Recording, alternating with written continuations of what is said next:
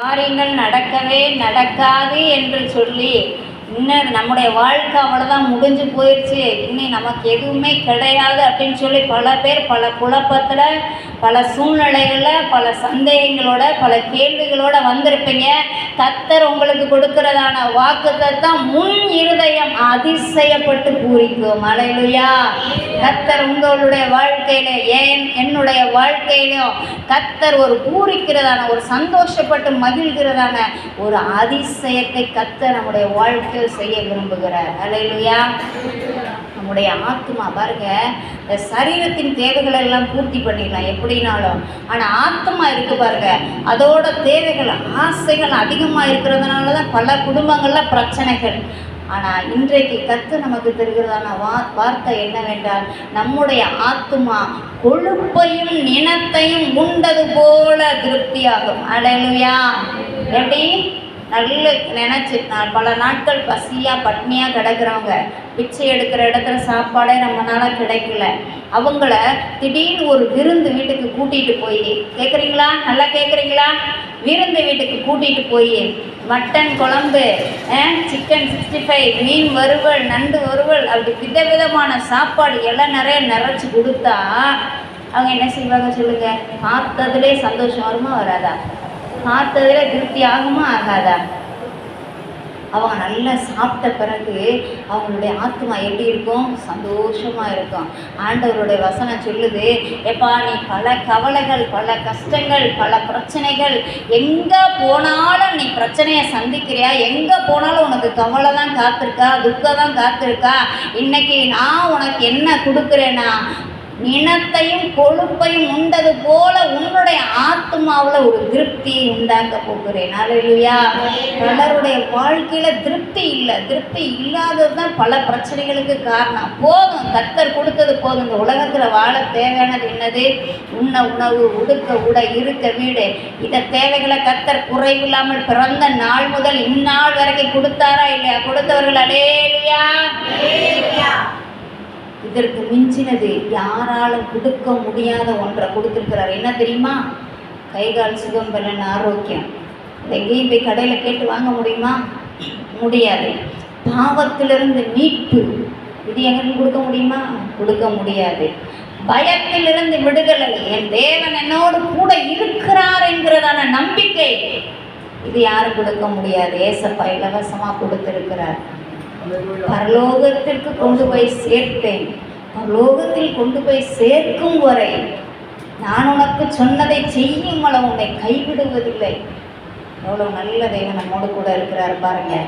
பாதாளத்தின் வல்லமைக்கு உன்னை தப்புவிப்பேன். இதெல்லாம் நான் யாரும் கொடுக்க முடியாது. எவ்வளோ விலையேறப்பட்ட பதவி, புகழ், பணம் எல்லாம் இருந்தாலும் இதை யாரும் விலைக்கு வாங்க முடியாது. இயேசு கிறிஸ்துவின் இரத்தத்தினால் நீங்களும் நானும் எல்லாவற்றையும் இலவசமாய் பெற்றிருக்கிறோம். எத்தனை பேர் விசுவாசிக்கிறீங்க? எத்தனை பேர் இதெல்லாம் நாம் பாக்கியவதி? எத்தனை பேர் பாக்கியவதி சொல்றீங்க? அல்லேலூயா. மனுஷரால் கூடாதது தேவனால் எல்லாம் கூடும். மனுஷன் இதை எதையும் கொடுக்க முடியாது. தேவன் நம்ம தேடி வந்து கொடுத்தார். இதை காட்டிலும் பெரிய பாக்கியம் வேற என்ன வேணும்? எங்கே பாருங்கள், ஒரு மனிதனை குறித்து நம்ம பார்க்க போகிறோம். அந்த மனுஷனை போல தான் பல பிரச்சனைகளை நாமளும் சிக்கி இருக்கிறோம். கர்த்தர் அந்த மனிதனை எப்படி மீட்டு எடுத்தார், அவனுக்கு என்னவெல்லாம் கொடுத்தார். இன்றைக்கும் நாம் ஒருவேளை அந்த பிரச்சனையை போல பல பிரச்சனைகளில் நாம் இருந்தோம்னா கர்த்தர் நம்மளை தேடி வந்து மீட்க வல்லமை உள்ளவராக இருக்கிறார். ஏசப்பாவை அறிந்திருக்கிறோம், அவருடைய பிள்ளைகளாக மாறி இருக்கிறோம். ஆனால் இந்த பிரச்சனையிலேருந்து விடுதலை இருக்கா அப்படின்னு கேட்டால் பெரிய கேள்விக்குறி தான் இருக்குது. எடுத்து வாசிக்கலாமா? மார்க் எழுதின சுவிசேஷம் 5ஆம் அதிகாரம் எடுத்து வாசிங்க.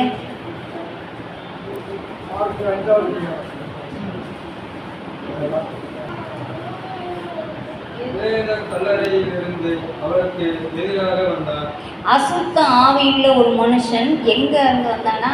பிரேத கல்லறையிலிருந்து யாருக்கு எதிர்கொண்டு வந்தானா? இயேசுவுக்கு எதிர்கொண்டு வந்தான். நல்லா கேட்குறீங்களா? கண்ணை திறந்து கேட்கணும். பலர் பேருக்கு இப்போதான் என்ன செய்யும் தெரியுமா? உங்கள் துக்கம் மாறணும்னா தூக்கம் மாறணும். அல்லேலூயா. துக்கம் மாறணும்னா என்ன மாறணும்? அதனால தூக்கம் வந்துச்சுன்னா எழுப்பி போய் தண்ணியை குடிங்க, மூஞ்சியை கழுவிட்டு வாங்க, எதையாச்சும் செய்யுங்க. ஏன்னா சாத்தான் மிகுந்த தந்திரவாதி. இங்கே வந்துட்டீங்க, எத்தனையோ பிரச்சனைகள் தடைகளை மீறி இங்கே வந்துட்டீங்க. சாத்தானுடைய வேலை என்னன்னா, உங்களுடைய இருதயம் அதிசயப்பட்டு பூரிக்கக்கூடியதான காரியங்களை எப்படியாச்சும் தடை பண்ணி போட்டுறணும்னு சொல்லி சாத்தான் என்ன சொல்லுவான், கவனமா கேளு, கண்ணை மூடி கவனமா கேளுன்றான். கண்ணை மூடினால் நீங்க கவனமா இருக்க மாட்டீர்கள், தூங்கி விடுவீர்கள். தேடியும் காணாதிருப்பாய் என்பது போல தேடினாலும் இந்த வசனம் உங்களை வந்து சேராது. அல்லேலூயா. அதனால என்ன செய்யணும், எல்லாரும் கண்களை திறந்து தூக்கம் வந்துச்சுன்னா பக்கத்தில் உள்ளவங்களை கூட எழுப்பி விடுங்கப்பா எனக்கு அப்படின்னு சொல்லிட்டு கூட வசனத்தை கேட்கணும். அல்லேலூயா. பிரேத கல்லறைகளில் இருந்து அசுத்த ஆவியுள்ள ஒரு மனுஷன் யாருக்கு எதிர்கொண்டு வருகிறானா, இயேசுவுக்கு எதிர்கொண்டு வருகிறான். பிரேத கல்லறையில் யார் இருப்பாங்க சொல்லுங்க? பிரேத கல்லறையில் யார் இருப்பாங்க? மரித்த மனிதர்கள் இருப்பாங்க. மரித்த மனிதர்கள் மத்தியில யார் போய் இருக்கிறான்? உயிரோடு இருக்கிறதான மனிதர் இருக்கான்.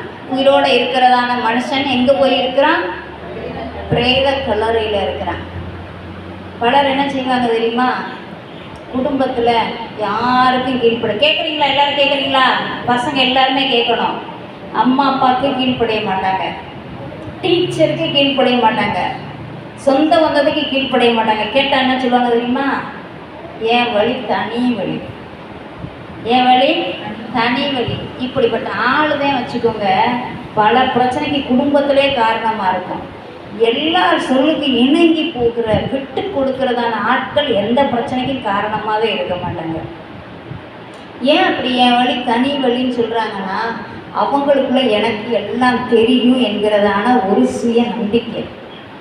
எல்லாம் தெரியும்னு நினைக்கிறவங்களுக்கு எதுவுமே என்ன செய்யாது, தெரியாது. அதுதான் உண்மை.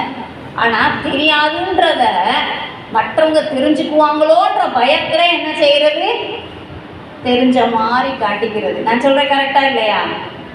அப்படி பண்ணுறவங்கதே பல பிரச்சனைகளுக்கு காரணமாயிடுறாங்க. இவங்க என்ன செய்வாங்க தெரியுமா, இவங்களுடைய வீடு எங்கே இருக்குது தெரியுமா, பிரேத கல்லறைகளில் தான் இருக்கும்.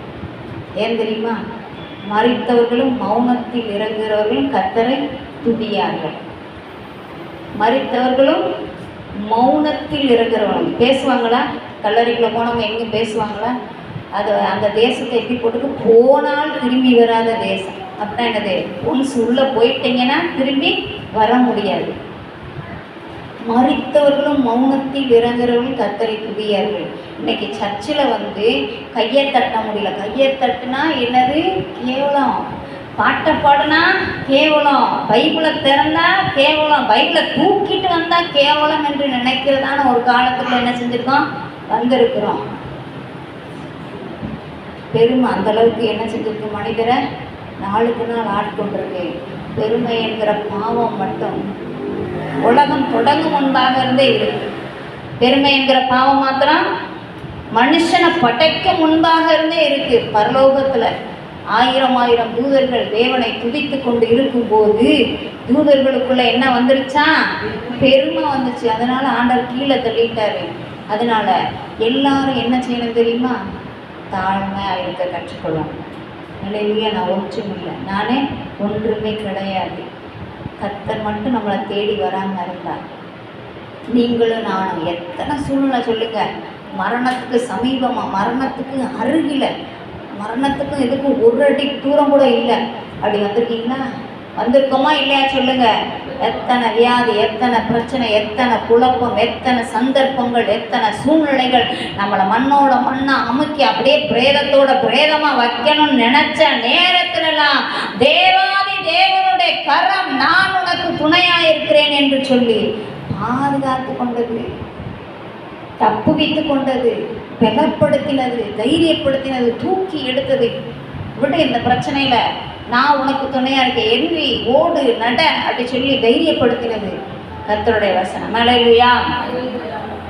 அதனால இந்த யாருக்குமே கீழ்ப்படியாதவங்களால அவங்களுக்கு மட்டும்தான் பிரச்சனைன்னு நினைக்காதீங்க.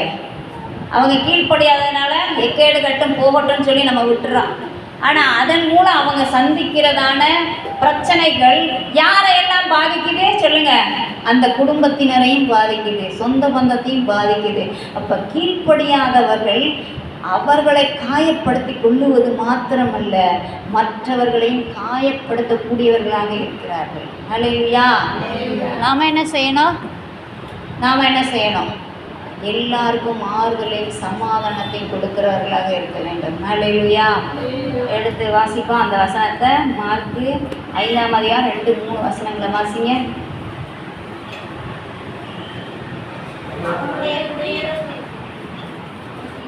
வாசிங்க.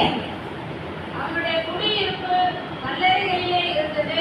அவனை சங்கிலியினாலும் கட்ட ஒருவனாலும் கூடாது இருந்தது. சொல்லுங்க.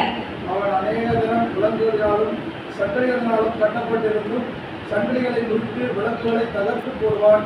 அவனை அடக்க ஒருவனாலும் கூடாது இருந்தது. ஆமென். ஹல்லேலூயா. பாருங்க, இந்த கல்லறை எங்கே இருக்கும் சொல்லுங்க? கல்லறை எங்கே இருக்கும்? ஊருக்கு வெளியில் இருக்கும். யாருக்காக ஏற்படுத்தப்பட்டது? மரித்தவர்களுக்காக ஏற்படுத்தப்பட்டது. எப்படி இருக்கும்? வெளியில் பார்க்க பளபளன்னு இருக்கும். உள்ளே எப்படி இருக்கும்? உள்ள நாரி போன கெட்டு போன எலும்புகள் உள்ளே இருக்கும். ஹல்லேலூயா.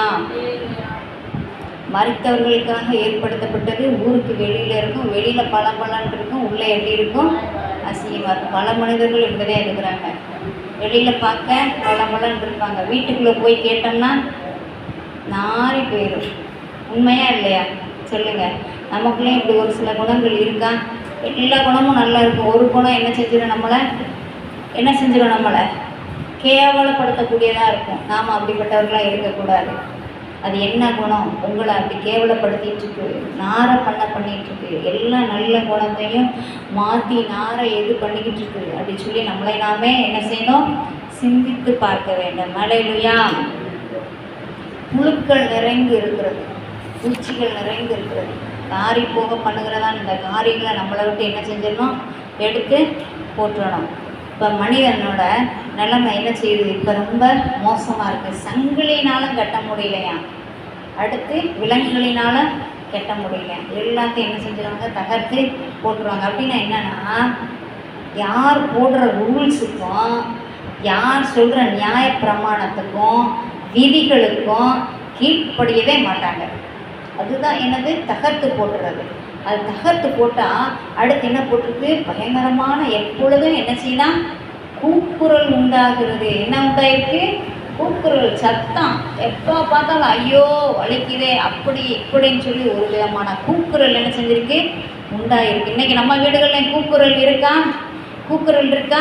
கூக்குரல் உண்டாக்குற மனிதர்கள் இருக்கிறாங்களா? கூக்குரலை உண்டாக்குற குணம் நமக்குள்ளே இருக்கா? அப்படின்னா என்ன அர்த்தம்னா, நமக்குள்ள பெருமை இருக்குன்னு அர்த்தம். ஆண்டவர் இரக்கம் உள்ளதான அன்புள்ளதான தேவன் என்ன செய்கிறாருன்னா, இந்த பெருமை என்ன செய்யும் தெரியுமா? ஊருக்கு வெளியிலேயே நம்மளை கொண்டு போயிடும். கல்லறைக்கு பக்கத்திலேயே கொண்டு போயிடும். கல்லறையிலேயே குடியிருக்கிறவங்களாம் மாற்றிடும். அப்போ என்ன செய்யணும் தெரியுமா? ஆண்டவர் இன்னும் ஏசப்பா என்ன செய்கிறாருன்னா, நீங்கள் அருகாமையில் வரணும், ஏசப்பாக்கு அருகில் வரணும். தூரத்தில் இருக்கிறீங்க, வெளியில் இருக்கிறீங்க, மனுஷரை விட்டு தள்ளப்பட்டு இருக்கிறீங்கன்னா ஆண்டவருக்கு சமீபமாக வரணும். கேட்கணும், ஏசப்பா எனக்கு ஏதாச்சும் பெருமை இருக்கா? என் குடும்பத்தை குறித்து, என் ஜாதியை குறித்து, என் படிப்பை குறித்து, என் பணத்தை குறித்து, என் வெள்ளத்தை குறித்து, என் அறிவை குறித்து, என் ஞானத்தை குறித்து, இதை குறிச்சாச்சும் எனக்கு பெருமை இருக்கா? ஆண்டவரே, கிருபையில் இரக்கமுள்ளதான தேவனை என்னை விட்டு நீக்குங்கப்பா, என்னை விட்டு எடுத்து போடுங்கப்பா, இது என்னை விட்டு தூரம் கொண்டு போயிரு, வேண்டாம் தகப்பனே அப்படி சொல்லி கேட்டோம்னா ஏசப்பா பாருங்க, அவன் தேடி போனானா? பிரேத குழியிலையும் கல்லறையிலும் கிடந்த மனிதன் இயேசுவை தேடி போனானா? வசனம் போட்டிருக்கா? இல்லை. இயேசுதான் என்ன செய்கிறார்?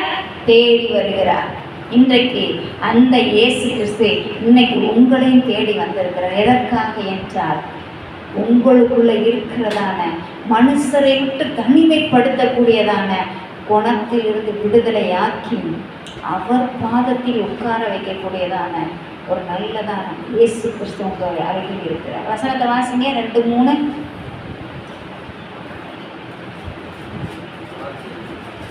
வாசிங்க, தொடர்ந்து வாசிங்க. அவர் படவிலிருந்து இறங்கின உடனே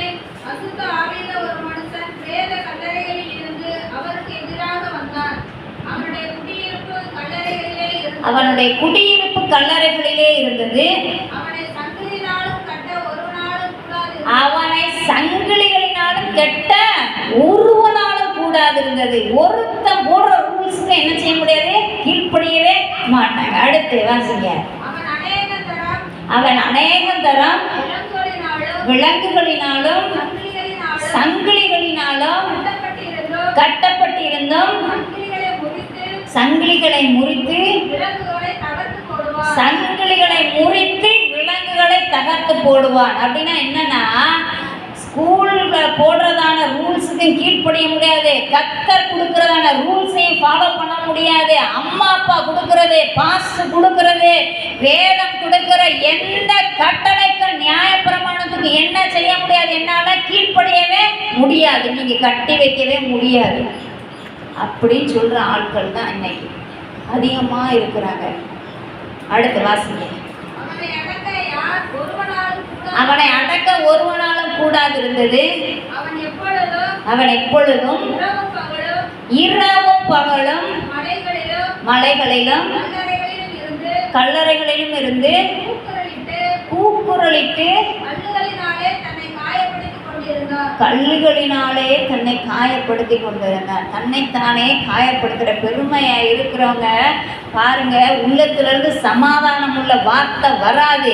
அடுத்தவங்களையும் காயப்படுத்துற, தான் காயப்படுத்தப்பட்டிருக்கிறதுனால அடுத்தவங்களையும் காயப்படுத்துகிற வார்த்தைகள், கல்லுகளினாலே தன்னைத்தானே காயப்படுத்துறது, அடுத்தவங்களை காயப்படுத்துகிற வார்த்தைகளை பேசிக்கொண்டு இருந்தோம் என்றால் நல்லா ஐடென்டிஃபை பண்ணி வச்சுக்கோங்க. உங்களுக்குள்ள என்ன இருக்குன்னா பெருமை இருக்கு. அதை என்ன செய்யணும் தெரியுமா? அடுத்து வாசிங்க. அவன் இயேசுவை தூரத்திலே கண்டபோது, தூரம் இப்ப என்ன பண்ணிருச்சு, இந்த மாதிரி சுபாவம் அவனை எங்க கொண்டு போயிருச்சு, கடவுளை விட்டு தூரம் கொண்டு போய்விட்டது. ஏசப்பாவை விட்டு என்ன செஞ்சிருச்சு, தூரம் கொண்டு போய்விட்டது. இரக்கமுள்ள அன்புள்ள தேவன் இன்றைக்கும் உங்களுக்காக காத்து கொண்டிருக்க, ஒருவேளை நீங்களும் கர்த்தரை விட்டு தூரத்தில் நின்று கொண்டிருப்பீர்களானால், உங்கள் மேல் இரக்கமுள்ள, உங்கள் மேல் மனதுருக்கமுள்ள, உங்கள் மேல் அன்புள்ளதான தேவன் காத்து கொண்டிருக்கிறார். என் பிள்ளை எப்பொழுது என் அருகில் வரும் என்று. பக்கத்துல இருந்து கூப்பிட்டா காது கேட்குமா, தூரத்துல இருந்து கூப்பிட்டா காது கேட்குமா? சொல்லுங்க. உங்களுடைய ஜெபங்களுக்கு இன்னும் பதில் கிடைக்கவில்லையா? உங்களுடைய ஜெபங்கள் கேட்கப்படவில்லையா? எத்தனை நாள் ஜெபம் பண்ணாலும் என் ஜெபம் கேட்கப்படலையே, என் ஜெபத்துக்கு பதில் வரலையே அப்படின்னு சொல்லி ஒரு குழப்பத்தோட உட்கார்ந்து இருக்கீங்களா? நீங்க தூரத்துல நின்று கொண்டிருக்கிறீங்க. ஆண்டவராக இயேசு கிறிஸ்து உங்களை சொல்ல, என் அருகில் வா, எனக்கு பக்கத்துல வா. பக்கத்துல வந்தா என் சத்தம் கேட்கும், உன் சத்தம் எனக்கு கேட்கும். நீ எதுக்கு ஜெபம் பண்றன்னு கேட்கும். நீ எதற்காக ஜெபிக்கிறா, என்ன உன் வேண்டுதல், உன் விண்ணப்பம் என்ன அப்படின்னு கேட்கறதுக்கு நீங்க என்ன செய்யணும், அருகில் வர வேண்டும். அடுத்து வாசிங்க. ஓடி வந்து அவரை பணிந்து கொண்டு, இயேசுவே உன்னதமான தேவனுடைய குமாரனே, எனக்கும் உமக்கும் என்ன, என்னை வேதனைப்படுத்தாதபடிக்கு தேவன் பேரில் உமக்கு ஆணை என்று மிகுந்த சத்தம் மட்டும் சொன்ன. பாருங்க, ஏசப்பா பார்த்ததுமே அவனை சொல்லிட்டாரு, இவனுக்குள்ள அசுத்த ஆவி இருக்கு, இவனை விட்டு என்ன செய்யற, வெளியே போயிருன்னு சொல்லி சொன்னாரு. சொன்ன பிறகுதான் அவனை பத்தி என்ன செஞ்சிருக்கு, எழுதப்பட்டிருக்கிறது. எனக்கும் உமக்கும் என்ன. அடுத்து வாசிங்க சிஸ்டர். ஏனெனில் அவர் அவனை நோக்கி, அசுத்த ஆவியே அடுத்து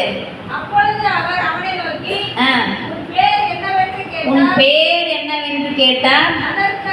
அதற்கு அவன் அநேகராய் இருக்கிறபடியினால் பேர் லேகியோன் என்று சொல்லி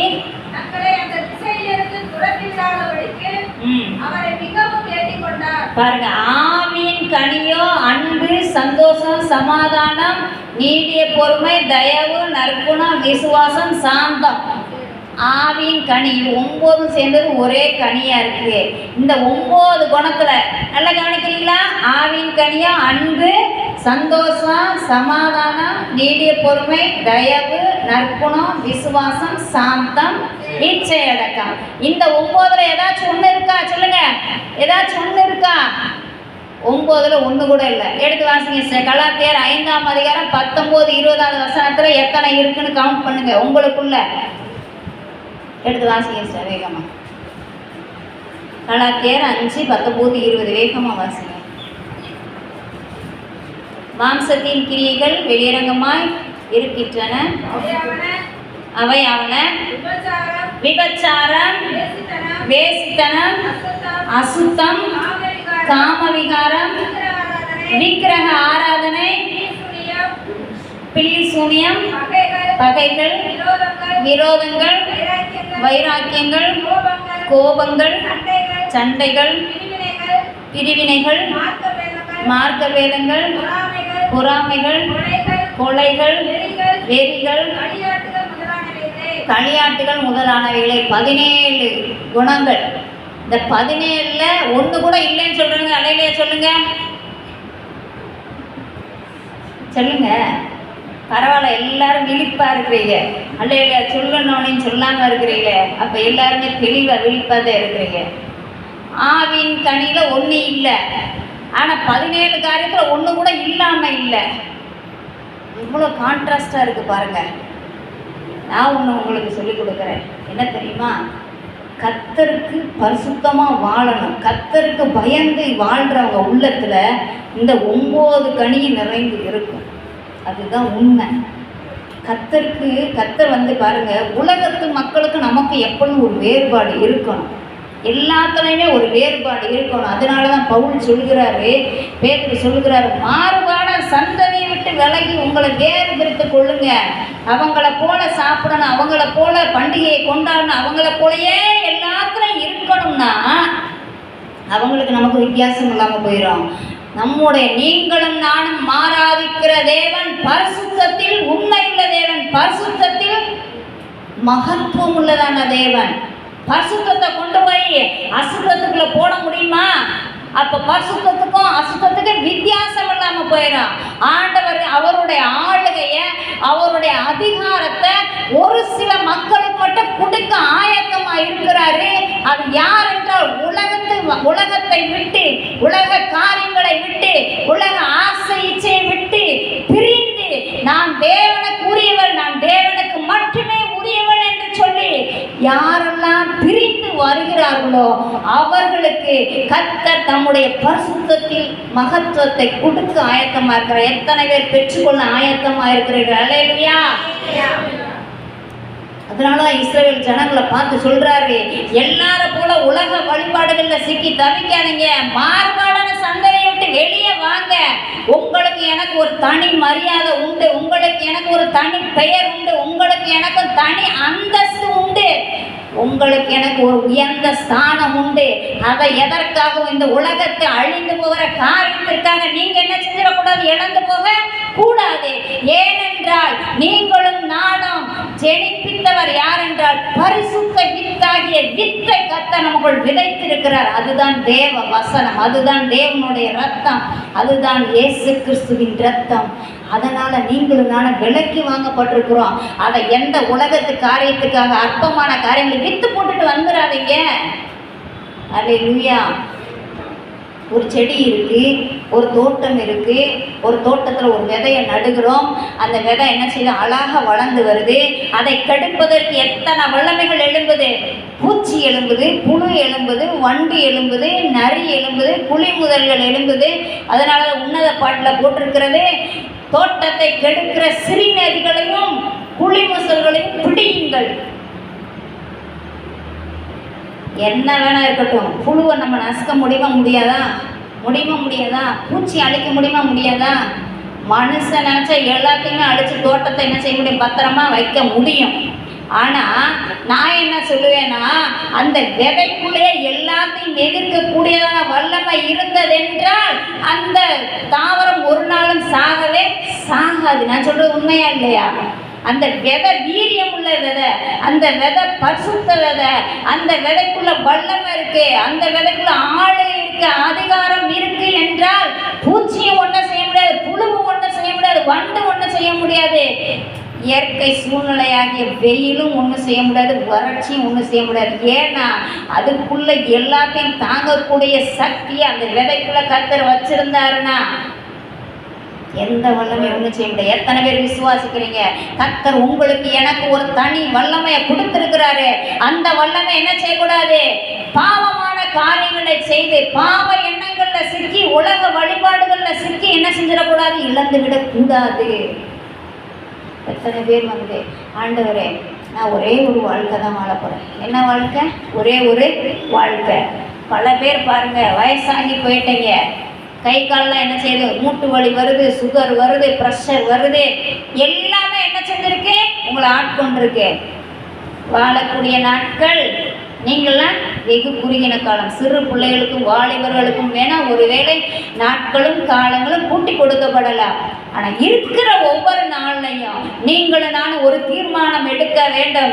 என்னவென்றால், என்னை கர்த்தரை விட்டு பிரிக்கிறதான, என்னை மனுஷரை விட்டு தனிமைப்படுத்தி வைக்கிறதான, என்னை மனுஷரோடு வாசம் பண்ண விடாமல் மரித்தவர்கள் மத்தியில் வாசம் பண்ண வைக்கிற, பிரேத கல்லறைகள் மத்தியில் வாசம் பண்ண வைக்கிறதான அந்த பெருமை என்கிற காரியத்தை விட்டு வெளியே வரணுமே. ஆண்டவரே எனக்கு உதவி செய்யுங்க, ஆண்டவரே தகப்பனே அப்படி சொல்லி கேட்கும்போது நிச்சயமா உதவி செய்வார். நிற்கிறவன் தான் தன்னாலே ஆகிறதல்லவென்று எப்போதும் மைண்டில் வச்சுக்கணும். நீங்களாம் நிற்க முடியுமா? நீங்களாம் நடக்க முடியுமா? நீங்களா சிந்திக்க முடியுமா? நீங்களா யோசிக்க முடியுமா? செய்ய முடியுமா? ஆண்டவர் ஒரு ஃப்ரீடம் கொடுத்துருக்குற அந்த ஃப்ரீடத்தை கர்த்தர் பக்கமாக திருப்பி விட்டுறணும். நம்ம எல்லாம் செய்ய பவுல் சொல்லுகிறார், எல்லாத்தையும் அனுபவிக்க எனக்கு அதிகாரம் உண்டு, ஆனாலும் எல்லாம் எனக்கு தகுதியாயிராது. உங்களுக்கு எனக்கு ஒரு தகுதி வச்சிருக்கிறார், உங்களுக்கு எனக்கு ஒரு உயர்ந்த ஸ்தானம் வைத்திருக்கிறார், உயர்ந்த இடத்தையும் வச்சிருக்கிறாரு. இங்க உட்கார்ந்துகிட்டு இருக்கிற ஆளு சாதாரண உலகத்துல அழிந்து போகிற காரியத்திற்காக இது வேண்டான்னு சொல்லிட்டு இதுக்கு இறங்கி வந்துடாதீங்க. கர்த்தர் யாருக்காக பேசுகிறாரோ தெரியல. கர்த்தர் பேசுகிற ஒவ்வொரு வசனங்களும் கணுக்களையும் ஊனையும் பிரிக்கக்கூடியது.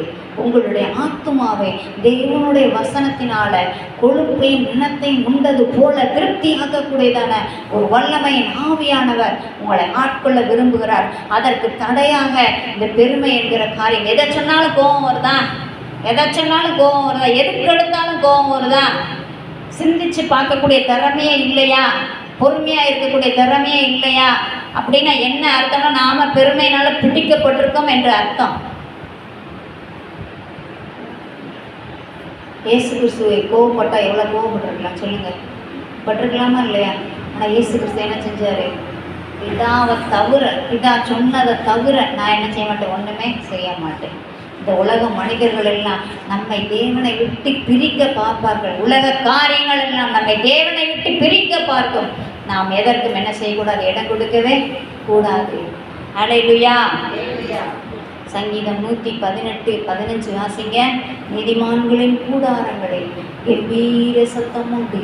உங்களுக்கு உங்கள் வீட்டில் ஒரு கெம்பீர சத்தம் உண்டாகணும்னா நீங்கள் என்ன செய்யணும்? நான் ஒன்றுமே இல்லை, நான் நிற்பது கிருபை, நிர்மூலமாகாமல் இருப்பது கிருபை. ஏசப்பா என்னால் எதுவுமே இல்லைப்பா, நீங்கள் கொடுத்தது தான்ப்பா நான் வச்சுருக்கிறேன். நீங்கள் எனக்குள்ளே இருக்கிறதுனால தான்ப்பா நான் இருக்கிறேன். நீங்கள் எனக்குள்ளே இருக்கிறதுனால தான் என்னையை நம்பி ஒரு குடும்பத்தை கொடுத்துருக்கீங்க, என்னையை நம்பி ஒரு ஊழியத்தை கொடுத்துருக்கீங்க, என்னையை நம்பி என் பிள்ளைகளை கொடுத்துருக்கீங்க, கணவனை கொடுத்துருக்கீங்க, மனைவியை கொடுத்துருக்கீங்க. அப்படி தாழ்த்தும் போது கர்த்தருடைய புதிதான கரம் உங்கள் மேல் இறக்கும். ஆண்டவர் பாருங்க, எல்லாரும் வாங்க, பாவம் செய்யறதுக்கு தான் அநேகர் தேவை. அவர்கள் எப்படி வேணாலும் வாழ்ந்து கொண்டு போகலாம். அவர்களுக்கு ஒரு இடம் ஆயத்தமாக்கப்பட்டிருக்கிறது, ஒரு இடம் ஆயத்தமாக்கப்பட்டிருக்கிறது. இந்த உலகத்துல எல்லாத்தையும் அனுபவிக்கணும், எல்லா பாவமும் செய்யணும், எல்லாமே அனுபவிச்சு முடிச்சுட்டு அதுக்கப்புறம் ஏசப்பாட்ட வரணும்னு யாரெல்லாம் தீர்மானிச்சு வச்சிருந்தீங்கன்னா தயவு செஞ்சு வெளியேறி வந்துருங்க. எல்லாத்தையும் அனுபவிச்சு முடிக்கும் போது நீங்க இருக்க மாட்டீங்க, உங்களை சாத்தான் அவன் இடத்துக்கு கொண்டு போயிடுவான். ஒரு சிலர் தப்பு பண்ணுவாங்க. ஆரம்பத்தில் என்ன செய்வோம் தெரியுமா? கண்டிப்போம், நாங்கள் வசனத்தின் மூலம் கண்டிப்போம். இவங்க என்ன சொல்றது, நம்ம என்ன கேட்கறது? ஆலயத்துக்கு தவறாம வாங்கன்னு சொல்லுவாங்க, கேட்க மாட்டாங்க. ஞான ஸ்நானம் எடுங்கன்னு சொன்னால் கேட்க மாட்டாங்க.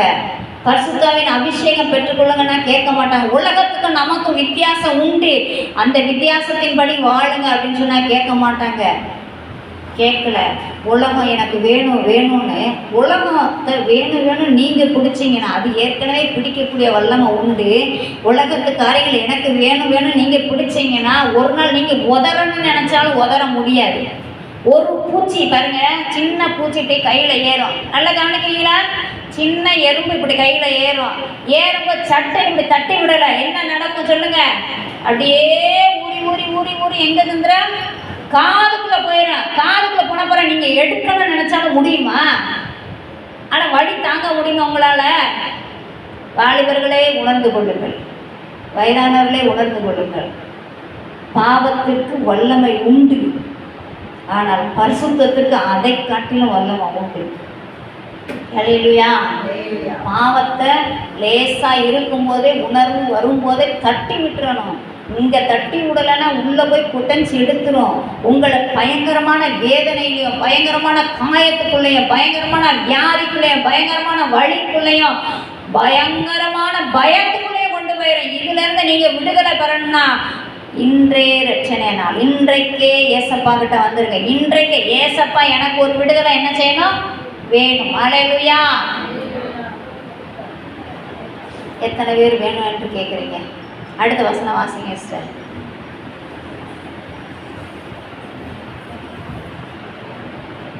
வாசிங்க, விட்ட வசனத்துல வாசிங்க சிஸ்டர். மார்க்கு தங்களை அந்த திசையிலிருந்து துரத்தி விடாதபடிக்கு அவரை மிகவும் வேண்டிக் கொண்டார். அப்பொழுது அவ்விடத்தில் மலையருகே அநேக பன்றிகள் கூட்டமாக மேய்ந்து கொண்டிருந்தது. அந்த பிசாசுகள் எல்லாம் அவரை நோக்கி பன்றிகளுக்குள்ளே போகும்படி அவைகளுக்குள்ளே இவரை அனுப்பும் என்று அவரை வேண்டிக் கொண்டனர். இயேசு அவைகளுக்கு உத்தரவு கொடுத்த உடனே அசுத்த ஆவிகள் புறப்பட்டு பன்றிகளுக்குள் போயின. உடனே ஏறக்குறைய 2000 பன்றிகளுக்குள்ள அந்த கூட்டம் உயர்ந்த மேட்டிலிருந்து ஓடி கரையை பாய்ந்து கடலில் அமிழ்ந்து மாண்டது. பன்றிகளை மேய்த்தவர்கள் ஓடி இதை பட்டணத்திலும் சுற்றுப்புறங்களிலும் அறிவித்தார்கள். அப்பொழுது சம்பவத்தை பார்க்கும்படி ஜனங்கள் புறப்பட்டு இயேசுவினிடத்தில் வந்து லேகியோனாகிய பிசாசுகள் பிடித்திருந்தவன் வஸ்திரம் தரித்து உட்கார்ந்து புத்தி தெளிந்திருக்கிறதை கண்டு பயந்தார்கள். பாருங்க, இத்தனை நாள் அவன் என்ன செஞ்சான்? அசுத்தாவை பிடிச்சி கூக்குரலிட்டு என்ன செஞ்சுட்டு இருக்கான்? எல்லாரையும் காயப்படுத்திக்கிட்டு இருக்கிறான். அன்னைக்கெல்லாம் என்ன செய்யல? அவனை கண்டு யாரும் பயப்படலை. ஆனால் இப்போ ஏசப்பா சுகம் கொடுத்துட்டாரு, புத்தி தெளிஞ்சு நல்ல ட்ரெஸ் போட்டு இயேசுவின் பாதத்தில் உட்காந்துருக்கான். இப்போ எல்லாரும் அவனை கண்டு பயப்படுறாங்க. வித்தியாசமாக இருக்குல்ல சூழ்நிலை? நான் சொல்கிறேன் கரெக்டா? பைபிளில் எழுதப்பட்டதை தான் நான் சொல்லிட்டு இருக்கிறேன். உங்களை போல பாவத்துக்கு அடிமையாக இருக்கிற மனிதர்கள் பல பேர் இருக்கிறாங்க, கல்லறை பக்கம்தான் இருக்கிறாங்க. அவங்களுக்கு நமக்கு வித்தியாசம் இல்லாமல் இருந்தோம்னா நம்மை கண்டு பயம் வராதவர்களுக்கு எப்பொழுது இயேசு நம்மை சுகமாக்குகிறாரோ, புத்தி தெளிந்து இயேசுவின் பாதத்துக்கு நீங்கள் வருகிறீர்களோ, உங்களை கண்டாலே மற்றவர்களுக்கு ஒரு பயம் உண்டாகும். அல்லேலூயா. உங்களை கண்டு பயம் வராமல் ஏளனமா அற்பமா ஏசுக்காரங்க பைத்தியம் பிடிச்சவங்க லூஸ் அப்படிலாம் பேசுகிறாங்களா? அப்படின்னா என்ன அர்த்தம்னா நமக்குள்ள இன்னும் பாவத்தின் வல்லமையிலேருந்து விடுதலை கிடைக்கலன்னு தான் அர்த்தம். நம்மை கண்டு ஒரு பயம் வர வேண்டும் என்றால் ஏசப்பா உள்ள இருக்கிறான். அவன் முன்னாடி தப்பு பண்ணக்கூடாது, அவன் முன்னாடி கெட்ட வார்த்தை பேசக்கூடாது, அவன் கூட சண்டை போடக்கூடாது. ஏன்னா அவங்க சாமி அடிச்சு கொடுன்ற பயம் என்ன செய்யணும்? அவங்களுக்குள்ள வரணும்னா நீங்களும் நானும் என்ன செய்யணும்? இயேசுவின் பாதத்தருகே வந்து உட்கார வேண்டும். இன்னைக்கு சர்ச்சுக்கு கூப்பிட்டா நேரம் இல்லை, ஜபத்துக்கு கூப்பிட்டா நேரம் இல்லை, கூட்டத்துக்கு கூப்பிட்டா நேரம் இல்லை, பைபிள் வாசிக்க நேரம் இல்லை, ஜெபிக்க நேரம் இல்லை, எதுக்குமே நேரம் இருக்காது. ஆனால் உங்கள் ஆபத்தில் மட்டும் ஆண்டவர் என்ன செஞ்சிடணுமா? ஓடி வந்துடுறேன், கூட்டமும் ஓடி வந்துடுறேன். எப்படி ஆண்டவரை வச்சிருக்கிறோம் பாருங்க, நம்ம கைப்பிடிச்ச ஆளா. எப்படி நாம் எதுக்கு நேரம் இருக்காது? சாப்பிட்றதுக்கு நேரம் இருக்கா? உங்கள் வேலையை பார்க்குறதுக்கு நேரம் இருக்கா? நான் கேட்குறது கரெக்டாக இல்லையா சொல்லுங்கள். ஏசப்பா அப்படி தான் கேட்பாரு, நான் கேட்குற மாதிரி தான் கேட்பார். நான் கேட்குற காட்டிலும் பயங்கரமாக கேட்பார், நான் கம்மியாக கேட்பேன். சாப்பிட்றதுக்கு நேரம் இருக்கா? தூங்குறதுக்கு நேரம் இருக்கா? செல் பார்க்க நேரம் இருக்கா? ஆனால் பைபிள் படிக்க நேரம் இல்லை, ஜெபிக்க நேரம் இல்லை, ஆலயத்துக்கு வர நேரம் இல்லை, இதுக்கெல்லாம் நேரம் இல்லை. அப்போ உங்கள் வேலையெல்லாம் பார்க்க நேரம் இருக்குன்னா என்ன அர்த்தம்னா, கைகால் சுகத்தை நல்லா கொடுத்துருக்காரு, அதனால உங்கள் வேலையெல்லாம் என்ன செய்யுது? கரெக்டாக நடக்குது. அவர் வேலையை பார்க்குறதுக்கு நேரம் இல்லைன்னு சொல்கிறீங்க. லைட்டாக ஆண்டவர் இந்த எலும்பு கால் நரம்ப சுளுக்கி விட்டுட்டா போதும், நேரம் இருக்குமா இருக்காதா? அப்போ எல்லா நேரமும் இருக்கும். நான் சொல்கிறேன் கரெக்டாக இல்லையா? இருக்குமா இருக்காதா? நான் என்ன சொல்கிறேன்னா, அவர் இரக்கத்தில் ஐஸ்வர்யம் உள்ள தேவன், அன்பில் ஐஸ்வர்யம் உள்ளதான தேவன், பரிந்து பேசுவதில் ஐஸ்வர்யம் உள்ளதான தேவன், மன உருக்கத்தில் ஐஸ்வர்யம் உள்ளதான தேவன். அதை நாம் என்ன செஞ்சிடக்கூடாது? வீணாக பயன்படுத்திடக்கூடாது. எனக்கு அப்பா தான் எல்லாமே கேட்குறதெல்லாம் கொடுக்குறாரு, கேட்குறதெல்லாம் செய்கிறாரு, அதுக்காக போட ஓடான்னு பேச முடியுமா? சொல்லுங்க, முடியுமா?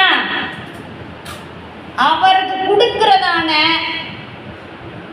மரியாதையை, அவர் கொடுக்குறதான அந்தஸ்து, அவர் கொடுக்குறதான நேரத்தை, அவர் கொடுக்குறதான பணத்தை எல்லாம் கரெக்டாக நீங்கள் கொடுத்து பாருங்க. கர்த்தர் உங்களோடு கூட இருப்பார். உங்களை கண்டு ஜாதிகளுக்குள் பயமும் நடுக்கமும் உண்டாகும். அல்லேலூயா. யாராலும் விளக்க முடியலங்க. இவனுக்குள்ள 1000 பிசாசு இருக்கலாம் என்று சொல்லி எழுதியிருக்கு ஒழிய எத்தனை இருந்துச்சு உண்மையாக யாருக்கும் தெரியாது.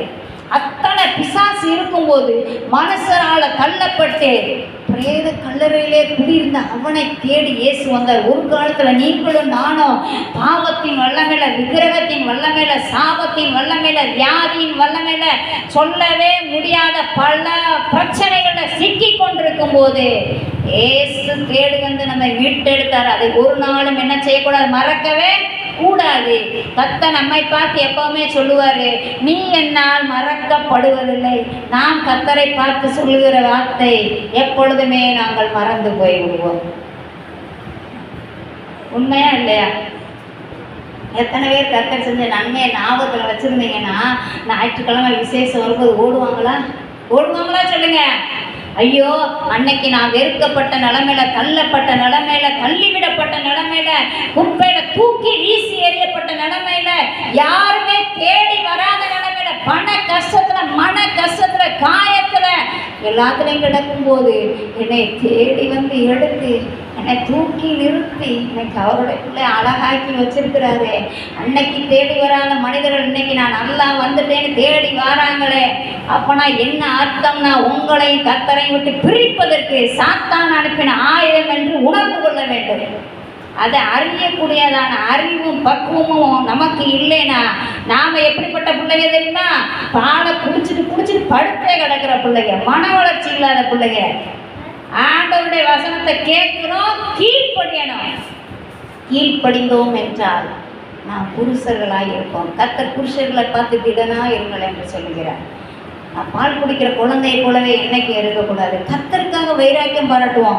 உலகம் அழிவை நோக்கி ஓடிக்கொண்டிருக்கிறது, எங்கே போய் முடியும் என்று தெரியாது. கர்த்தருடைய வருகை அதி சீக்கிரமாக இருப்பதினால நாம் நம்முடைய நிலைமையை உணர்ந்து கொண்டு நாம் எழும்பாவிட்டால், தூசியை உதறிவிட்டு எழும்பாவிட்டால் நாம் சிக்கிக்கொள்வோம். எல்லாரும் கண்களை மூட நம்ம எல்லாரும் முழங்கால் படையிடுவோம். எனக்கும் அன்புள்ளதான தேவன் உங்களை குணமாக்கி அவருடைய பாதத்தில் உட்கார வைக்க ஆயத்தமாய் காத்திருக்கிறார். அவருடைய பரிசுத்த சிங்காசனத்தில் உங்களை உட்கார வைக்க காத்திருக்கிறார். அவருடைய பரிசுத்தத்தை உங்களுக்கு தந்து அவருடைய ஆளுகைய அதிகாரத்தை உங்களுக்கு தர அவர் ஆயத்தமாய் காத்திருக்கிறார். எத்தனை பேருக்கு வேணுமோ, ஆண்டவரே நான் எதற்கெடுத்தாலும் கோவப்படுறேன், எதுக்கெடுத்தாலும் கோபம் வருது, பொறாமை வருது, ஆண்டவரே தேவையில்லாத தீமையான எண்ணங்கள் வருது, என்னை கண்ட்ரோல் பண்ண நான் நினைக்கிறேன், ஆனால் என்னால் முடியல, என் கோபத்தை கண்ட்ரோல் பண்ண முடியல, என் பெருமையை கண்ட்ரோல் பண்ண முடியல. ஏசப்பா, இன்றைக்கு எனக்கு ஒரு இரக்கம் பாராட்டுங்கப்பா. ஏசப்பா, நாங்கள் ஒவ்வொருவரும் தூளிலிருந்து உயர்த்தப்பட்டவர்கள் ஆண்டவரே, மண்ணிலிருந்து உயர்த்தப்பட்டவர்கள் ஆண்டவரே. எனக்கு இன்றைக்கு ஒரு விடுதலை கொடுங்க ஏசப்பா. நாங்கள் வாழ்கிற நாட்கள் எல்லாம் ஆண்டவரே, நாங்கள் வாழ்நாளெல்லாம் களி கூர்ந்து மகிழும்படி செய்கிறதான தேவன், நீதிமான்களுடைய கூடாரங்களில் கம்பீர சத்தத்தை கேட்க பண்ணுகிறதான தேவன், உம்முடைய ஆலயத்துக்கு உம்மை நோக்கி உம்மை நம்பி வந்திருக்கிற ஒவ்வொருவருடைய வீடுகளிலும் ஆண்டவரே கம்பீர சத்தம் உண்டாகட்டும். என் தேவன் எனக்குள்ள இருக்கிறார், என் தேவன் என்னோடு கூட இருக்கிறார், என்னை கைவிடாத தேவன் என்னோடு கூட இருக்கிறார் என்கிறதான ஒரு பெரிய கம்பீர சத்தம் உண்டாகட்டும். ஆண்டவரே இஸ்ரவேல் ஜனங்கள் பயணம் புறப்பட்டு போகிற போது அதை கேள்விப்பட்ட சத்துருவுக்குள்ளே பெரிய பயமும் நடுக்கமும் உண்டானது. எதனால் என்றால் அவர்களுடைய தேவன் அவர்களோடு கூட இருக்கிறார் என்கிறதான செய்தியை கேட்ட போதே இஸ்ரவேல் ஜனங்களுக்கு விரோதமாக எழுப்பின எல்லா சத்துருக்கள் மத்தியில பெரிய பயமும் நடுக்கமும் உண்டானது. அந்த தேவன் இன்றைக்கும் இருக்கிறீர் ஆண்டவரே. எசப்பா சோதரர் எல்லாரும் வாய்களை திறந்து கேளுங்க, எல்லாரும் கேளுங்க. எசப்பா எனக்கு இறக்கம் பாராட்டுங்க, என்னுடைய பெருமையிலிருந்து எனக்கு வெளிவர உதவி செய்யுங்கப்பா. ஆண்டவரே உங்களுடைய ராஜ்யத்திற்கு நான் ராஜ்யத்தை விட்டு தூரம் போய் விடாதபடி உங்களை எப்பொழுது எனக்குள்ளேயே வைத்திருக்கக்கூடியதான உங்களுடைய பாதத்திலே உட்காரக்கூடியதான உங்களுடைய சமூகத்தை ஆனந்த பாக்கியத்தை அனுபவிக்க கூடியதான பாக்கியத்தை கர்த்தர் எனக்கு ஒவ்வொரு நாளும் தாங்க ஆண்டவரே. என்னுடைய வேலையை செய்வதில் நான் எப்படி கவனமா இருக்கிறேனோ அதை காட்டிலும் பல மடங்கு ஆண்டவரே உம்முடைய வேலையை உமக்கு கொடுக்கக்கூடியதான மரியாதையை, நேரத்தை, பொருளை, பணத்தை உமக்கு கொடுக்க கர்த்தர் எனக்கு உதவி செய்யுங்கப்பா. ஏசப்பா ஸ்தோத்திரம் ஆண்டவரே, ஸ்தோத்திரம். வந்த ஒவ்வொரு ஜனங்களுக்குள்ள பரிசுத்தத்தில் மகத்துவம் உள்ளதான தேவன், பரிசுத்தத்தில் அதிகாரத்தை கொடுக்கிறதான தேவன். அவர்கள் எங்கே இருந்தாலும் என்ன செய்தாலும் என் தேவன் என்னை பார்க்கிறார், என் தேவன் எனக்கு உதவி செய்கிறார் என்கிறதான நம்பிக்கையை ஒவ்வொருவருக்கும் கொடுங்கப்பா. தூரத்திலே நின்று கொண்டு தவித்துக் கொண்டிருக்கிற பிள்ளைகளை ஒரு விசை கூட உன் அருகில் கொண்டு வருவீராக ஆண்டவரே. உங்களுடைய கரத்தில் வந்த ஒவ்வொருவரையும் ஒப்பு கொடுக்கிறோம் ஆண்டவரை, தாழ்த்துக்கிறோம்.